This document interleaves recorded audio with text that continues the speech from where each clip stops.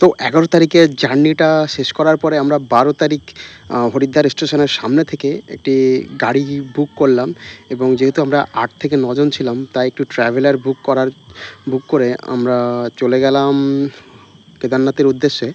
তো যাওয়ার পথে এত সুন্দর, সুন্দর জায়গাগুলো তোমরা সবাই দেখতে পাবে। তো দেখতে পাচ্ছ কত সুন্দর একটা ঝর্ণার মতো, কিন্তু অ্যাকচুয়ালি এটা একটা ঝর্ণা নয়, কোনো একটা জলের স্রোত থেকে এটা এসছে এবং দেখতে পাচ্ছ পাহাড়ের যে ঢালে যে মেঘগুলো এবং আকাশটাও কত সুন্দর এবং যেতে, যেতে রাস্তায় একটু ট্রাফিক জ্যাম মতো পড়েছে এবং এরপর তোমরা প্রায় হরিদ্বার থেকে ১০০ কিলোমিটার যাওয়ার পরে তোমরা পৌঁছে যাবে দেবপ্রয়াগে। তো এই যে আর কিছুক্ষণ যাওয়ার পরে আমরা দেবপ্রয়াগের খুব কাছাকাছি চলে এসেছি এবং তো দেবপ্রয়াগে তোমরা যে সঙ্গম স্থলটা, তো তোমরা অবশ্যই যাওয়ার পথে এটা দেখবে। তো কেদারনাথ যাওয়ার পথে অনেকগুলো জায়গা পড়ে, তার মধ্যে একটা দেবপ্রয়াগ এবং তোমরা চাইলে ওখানে ড্রাইভারকে বলে একটু দাঁড়িয়ে তোমরা দেবপ্রয়াগটা দেখে নিতে পারো এবং আমি পুরো সম্পূর্ণ জার্নিটা জানলার পাশ থেকে বসে উপভোগ করতে, করতে যাচ্ছিলাম।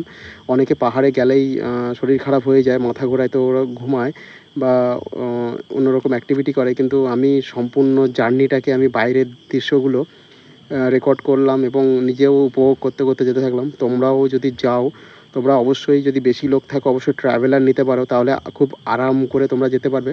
তো চলো দেখা হচ্ছে অন্য ভিডিওতে।